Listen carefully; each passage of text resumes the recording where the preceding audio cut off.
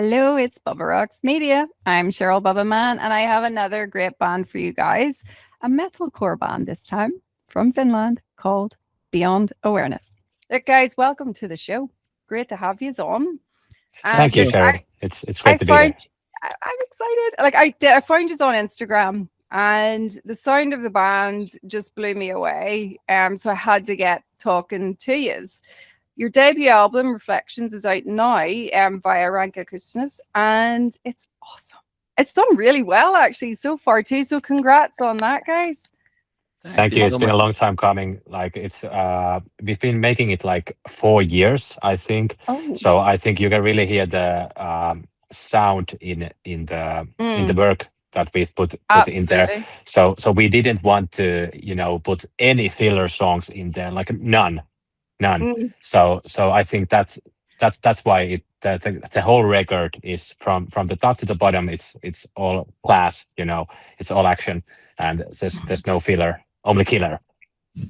That's what I say. I love that. Yeah, all fillers, or sorry, all killers, no fillers. Yes, That's indeed. the one.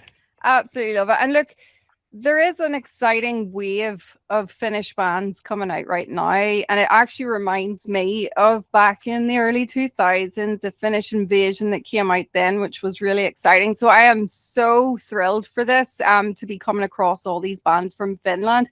But look, let's go back in time. Um, do you guys remember the first record or band or artist that you listened to that got you into music in the first place? Jani, you can start. Yeah, I have a really obvious one. You may know this Finnish band called Lordi. Yes. Yeah, that was like my biggest band that for some reason, got really into and listened to them. And I never actually went to their shows, but maybe one day. For some reason, their look and sound was just right for me at that age. I was like 2006, but we were like, I don't know, 10, 11 or something like that. Babies. Yeah. So little babies, and I got into monster rock. Love that. Joonas, what about you? Yeah. So yeah, Lordi was a great one, but for me, it started with Iron Maiden, of course, and Metallica. So when I was like in third grade, I was like, "What is this? This sounds so heavy, so awesome, so melodic. The choruses were, Run to the Hills, The Trooper, all these great hits. I was hooked. I was hooked. Like metal was the thing, and of course, then I heard some Finnish metal, Children of Bodom. It's the national pride of Finnish music, of course. And from that moment, I was hooked on metal, and I knew like I am going to be in a metal band someday. And at the same time, I found the drums, and I was like, okay, this is gonna be it. Hell yeah. And look, I want to talk about the single Crime. Huge song. Over 4 million streams, released in 2023. Killer song. I'm curious if you guys can give me any kind of background for this song. Like, this always fascinates me. Was it a smooth sailing song, or did it evolve from its original concept? Yeah, it wasn't like that in the beginning. There was like so many versions of the choruses and all the parts of the song, and it took really long time to shape what it is right now. Yeah, it wasn't like easy song. Like all of our songs are like that. We have many versions of those, and all the guys are just like, yeah, we have to make it better, and it's not good enough. And at some point, it just clicks, and damn, this is good. Yeah, it did not just drop from the heavens.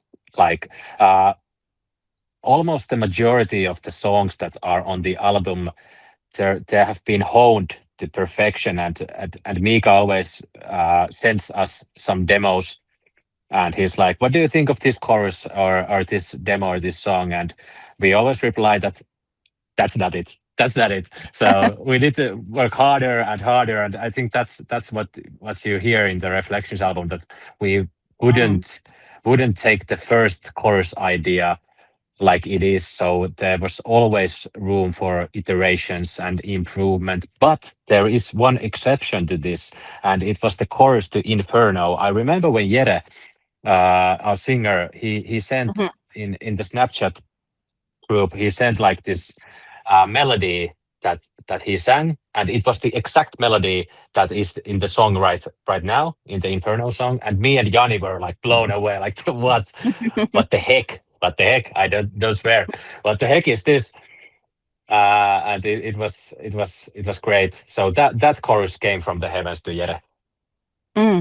It's cool to hear though as well that you guys do have, like you're helping each other to decide when a song is good to go or not. Because some kids, when they're first starting out, they're like going, I don't know when this song is right. I don't know when it's going to be ready.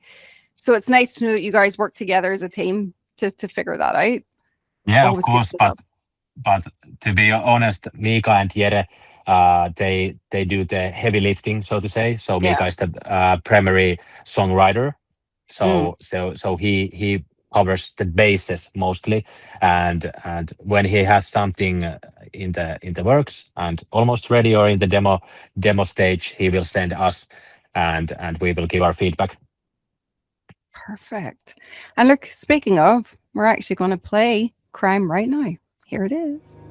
Will I ever be fine? Do I belong in another life? Oh, please show me the place where... So now, folks listening and watching, you see what I mean? That song is insane.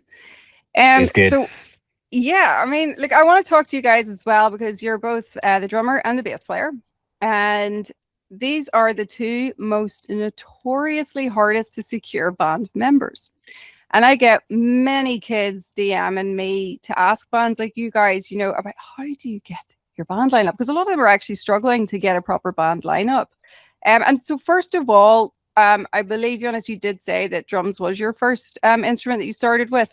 And then Jani, I'm interested as well if you were always playing bass or did you have to sacrifice your guitar dreams to be the bass player for the band? What way did it come about? Like, have you guys always been, for these instruments? And have you tips for kids to lock down their drummer and their bass player? I started with the bass, yeah, but after a few years, I for some reason changed the guitar and played that for like 3 or 4 years.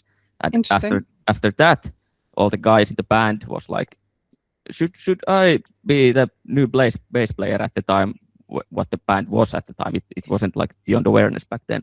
And I was like, yeah, I can take bass again. It's really good instrument, and I like to play bass. And so I have a bass and then guitar and back to bass, and now I play on my spare time both. Mainly, maybe more guitar than bass, but yeah, that is kind of my journey to the instruments. I know that bands are notorious for stealing their drummers, Joonas, from other bands. That's a known thing. I've interviewed so many bands and they'll tell you that. Like, has that happened to you? Have you been stolen? Yeah, from yeah. ever in a band? I'm gonna come back to that just in a second. I just wanna say one thing. Jani said that he came to this band later because we had another iteration of this band, not with the name Beyond Awareness, but we played like 80s rock metal type music, and we had another bass player back then.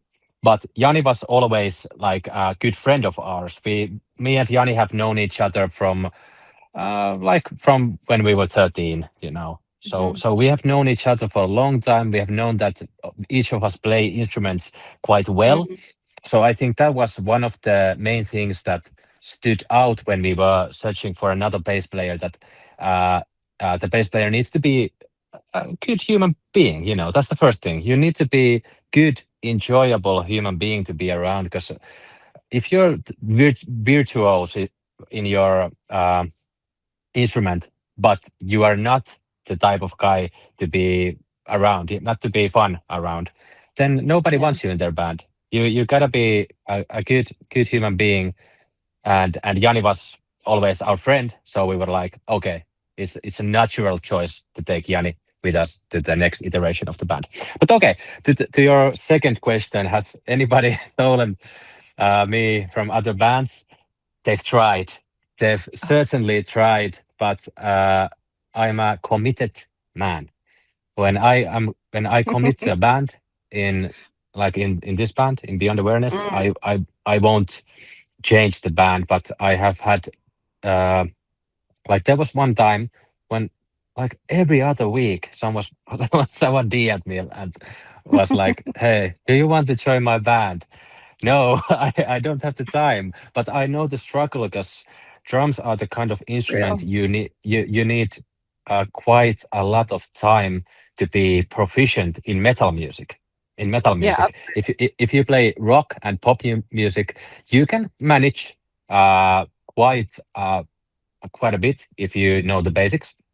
But in Mm. metal music, you have to be you have to train quite a lot to be proficient at metal music. And every one of my friends was playing metal and they wanted to be in a metal band. And they were like, Joonas, I know you're a good drummer.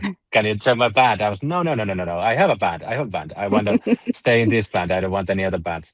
So yeah, I can certainly attest to that sentence that drummers are quite wanted in the metal scene. And often kidnapped. Yes, indeed. Love it. All right, well, look, we're going to play another song. And I'm going with Rerun. My life is like a rerun inside of my head. The tape it keeps on rolling away. So that one also features Pontus Hjelm from Dead by April. Like, how did that come about? Yeah, it was our British producer James Carey who success, hard word, success, how you say it. Like he told us like you should maybe use Pontus for this track. It like when we were doing the track and getting the production done by him. So it was his idea, and when he asked Pontus, I believe he was like immediately like stoked and heck yeah, I'm gonna be in this one. And I'm so glad that we got Pontus also in the music video. Yeah, absolutely. Going back to these kids who are, you know, starting out in their bands at the very beginning. Now, you guys do work with producers. Your sound is incredible. And for new bands starting out, you know, is there a time frame that you think that they should start to look for producers outside of themselves, you know, outside of their own circle? Yeah, that's a good question. I think not too soon because it may become too much of a crutch, you know. So like you're always leaning on the producer. Like, yeah, I made this 3-chord song, make it a masterpiece. Like, no. I think you as a in the band, if you're doing the music, if you're a songwriter, I think that's a skill in itself, and you need to hone that skill and collaborate with the producer as a team, like balling ideas and yeah, don't rely too much on the producer. Yeah, and the cost also, not too early, but when you know how to like make songs, or at least for how you say it, when you think you have a good songs, then maybe you could, although it's kind of hard to know when you have a good song, but And when we started, I didn't even know that producers were like even a thing. Like I knew what producers were. I knew that the big artists, you know, use them, but I was like, what could we use to produce? What is even what, you know? So if you're just starting out, I just listen to music broadly and make the kind of music you want to make or you want to listen, and make all the mistakes and the bad songs in the beginning of your career so you don't have to make them when you're at the top or climbing at the top. So you have already made all those mistakes when nobody or quite a few only knew your name, you know. It's time for a bit of fun now. So I like to throw in some random questions here. And this one is, we are in apocalypse karaoke time. If you lose, you die. So you have to choose a song wisely. What song will you choose to sing that you think will help save your life? I'm so bad at singing, so Me too. I would die. I have this Finnish song. So assuming I'm in Finland and it's apocalypse. Mhm. So everybody here knows who Cheek is, and a song called "Timantit on ikuisia." That's I would choose that. It's a Finnish huge rapper or pop star. Yeah. So maybe that one for me. But I'm not singing that. Maybe somebody else would sing that.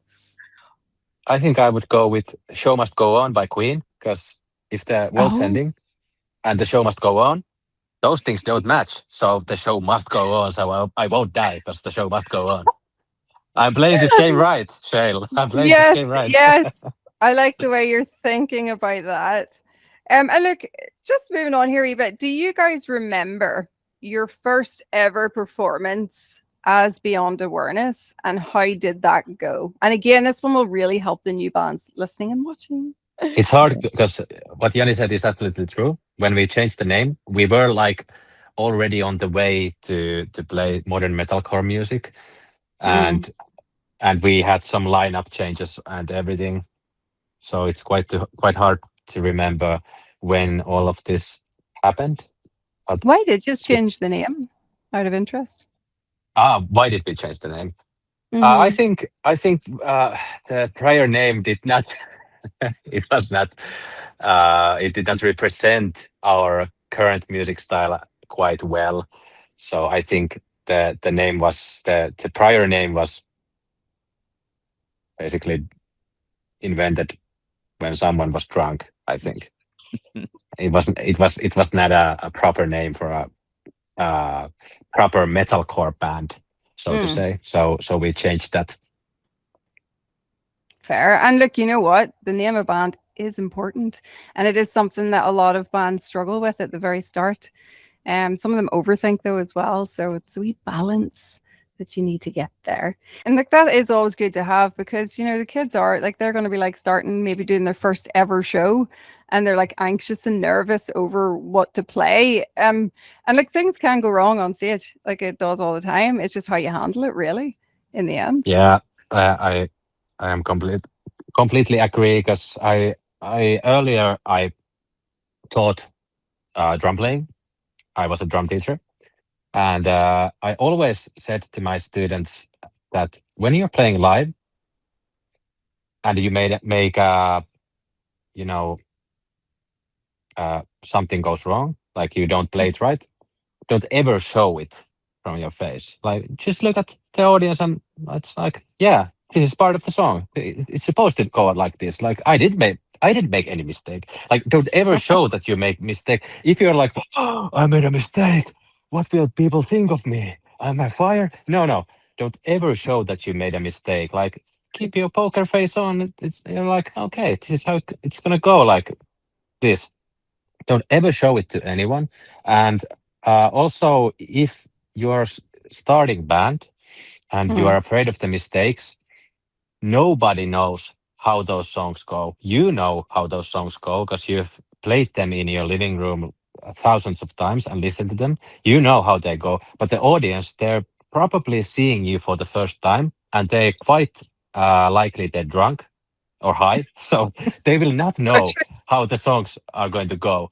So if you make a mistake, they will not see it, except if you show it with your face. If you're like, oh, I'm sorry, I made a mistake, then they will see it. But if you're like, no, I didn't make any mistake, nobody will see it. I make mistakes all the time. I've played these songs hundreds of times, and I still make mistakes every single time. But that's actually what makes it fun. Like you never know what's going to happen live. You can't rewind. You can't push, Command C, Command Z. You can't undo that.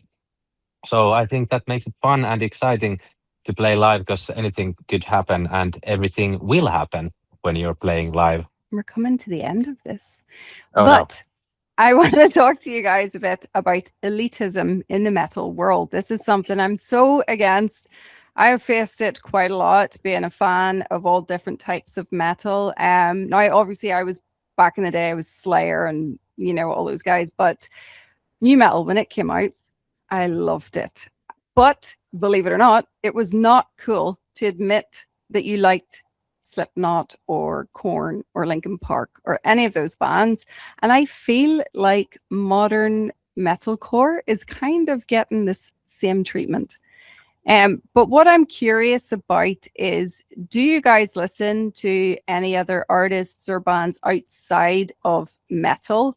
And yeah, just to show everybody that it's okay, you can be a great metalcore band, but you can still listen to other music. It's okay. I'll go first. I love Dolly Parton, legend. Yeah, Go yeah. for it. Yeah. Country is like, it's one of my favorite genres also, like old country, like Kenny Rogers and Dolly Parton, of Yes. course. I love those songs, and of course new country. And well, like I said, I love Sting from the Police. Thing. And he also has like very versatile style. Like he does some reggae, and he does some electronic music, and all these things. And I listen to all kinds of music. Like I listen to metal, but I listen to electronic music, like trance music. I listen to reggae. I listen to jazz. I listen to blues. And I listen to Yeah. all the different subgenres. And I think it's very valuable as a musician to know these things. Like when I was teaching my drum students, some of them wanted to learn jazz. Like, what I was supposed to do when they're like, teach me jazz? I can't. I'm only a metal drummer. So no, that's not gonna work. You have to listen to all these different genres to be like well-rounded musician, I think. And I think it's funny you said about new metal when it came to the scene. Most of people hated it, but I think it's just sad. Why do you hate music? Like, what's the point in hating music? It's just music. I know. It's just different people making different stuff, and if someone loves it, who cares? It's just great that different people love different kinds of things. Like, it's quite sad to be hating on anything, really, and it's so mentally exhausting. So, like, just just tolerate different things and do your own thing. I think it'd Yeah. be the best. It's so true. And like even like the roastings I took for saying, that I loved Slipknot when they first came out, it was insane. But now, you fast forward 20, 30 years later, and now all these elitists say that they love the bands because they've become legacy bands. So no matter what, I just really want kids to know that it's okay. Love what you want to love, and don't worry what everybody else says. And those, silly wee people that think it's okay, to slag you off for liking a band. It's I Yeah, can't people get my just head want around to it. they just want to jump on the bandwagon to hate something. Like I love Nickelback. They have some great songs. I love the choruses. They're well orchestrated songs. Yeah. Very good pop rock songs. But I don't get the hate. Like what's with the No, me hate? neither. I think there's just one possibility, and it's that people want to belong to a different tribe or a group. And when someone is hating on another thing, you're like, hey, I'm gonna hate that too, because it's easy to be negative towards something rather than positive. But I think that's just a sad thing to see. So true. And it's easier to jump on that bandwagon of hate than to be the individual that stands out and says, no, actually, I like it. But I'm not afraid of that. No. All right. Well, look, guys, we're going to be playing out with autopilot. But before we do, have you guys anything coming up in 2026, 2027 that you can share, that you can tell us? We are planning and how you say, like, Don't give away the farm, Jani. no, there's something I think is coming, but I don't know. We haven't spoken what we can and can't say. So. Yes. Yeah, maybe wise to not say anything. But we can say that the writer's pen has been taken out of the box.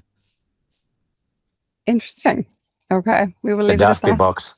The dusty box. Exciting then. All right. Well, don't say anything just in case. And look, just finally, guys, what are you most proud of on your journey so far with Beyond Awareness? I think because it's been quite a long journey.